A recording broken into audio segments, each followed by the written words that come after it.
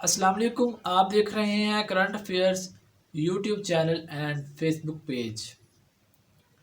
کل news videos دیکھ رہا تھا جہاں پر ہیڈ لائنز میں بتایا گیا کہ سندھ میں پیپر شروع ہو گئے، لیکن مزے کی بات یہ تھی کہ پہلے ہی دن فزکس کا پرچہ آؤٹ ہو گیا۔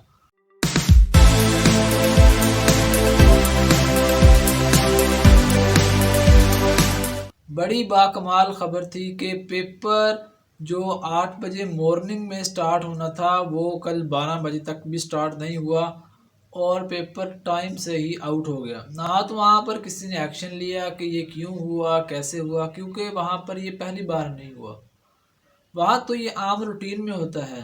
لیکن مزے کی بات یہ تھی کہ اگر 2 سال بعد کسی ایکٹیویٹی کا آغاز ہوا تو آپ نے اس کو لیک ہی کروا دیا۔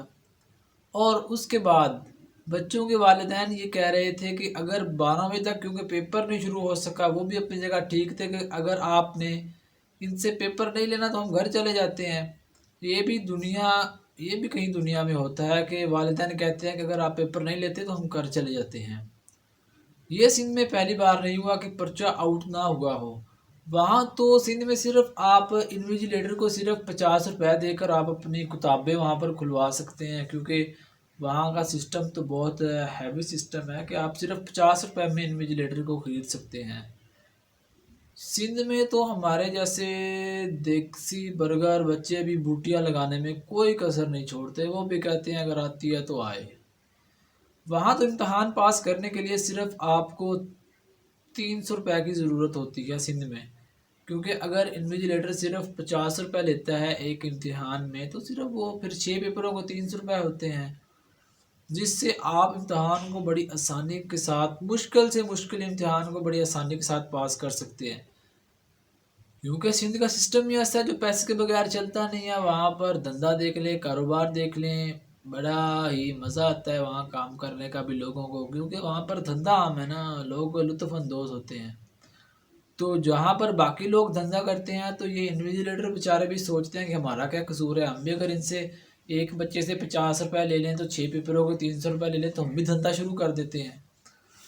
اور اگر آپ کے پاس 50 روپے نہیں، کیونکہ آج کل گرمیوں کا موسم چل رہا ہے، تو آپ کیا کریں، آپ ایک اسپرائٹ کی بوتل لیں، ساتھ میں لیز کا پیکٹ لیں اور انویجیلیٹر کو کہیں کہ سر گرمی بہت ہے، یہ آپ کھائیں، اسپرائٹ کی بوتل پئیں، اپنی گرمی کو دور بھگائیں اور پیٹ کی بھوک کو بھی دور کریں۔ آپ کیوں اتنی کھپت کر رہے ہیں ہم پر؟ کیا وجہ ہے؟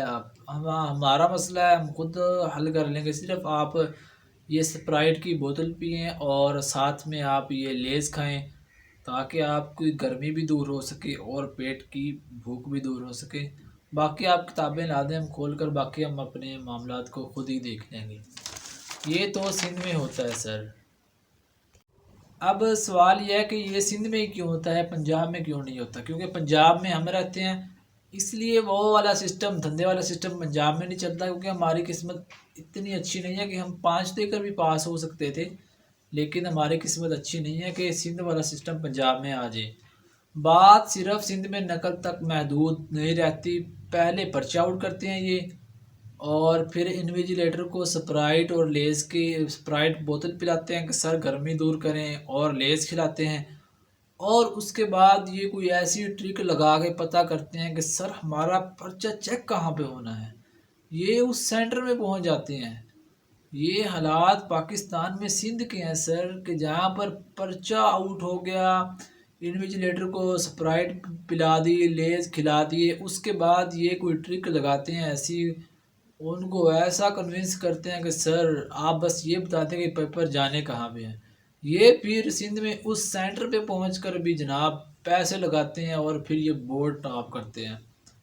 تو جب سر سندھ میں رزلٹ آتا ہے تو جناب بچہ تو گھر میں ہیرو بن جاتا ہے کہ ہم نے تو ٹاپ کر لیا سندھ میں۔ اب ان کے پیرنٹس کو بھی پتہ ہوتا ہے کہ سندھ میں ہوتا کیا ہے، کیسے نقل مار کے یہ کاپی پیسٹ کر کے پاس ہوتے ہیں۔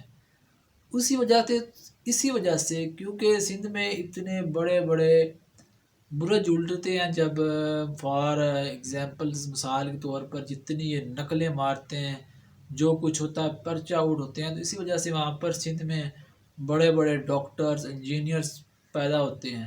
پنجاب میں تو نہیں ہوتے ایسا، کیونکہ ہم پنجاب میں رہتے ہیں۔ ویسے تو اتنا ڈیفیکلٹ فیصلے تھے۔ شفقت صاحب چھوٹے ہوندے اسکول جاندے رہے ہو تسی؟ میں بھی طالب علم رہا ہوں۔ ناکارہ سسٹم ہونے کے باوجود بھی سندھ میں لوگ نہیں پڑھتے۔ بے روزگاری دیکھ لے وہاں پر نہیں ہے اتنی زیادہ۔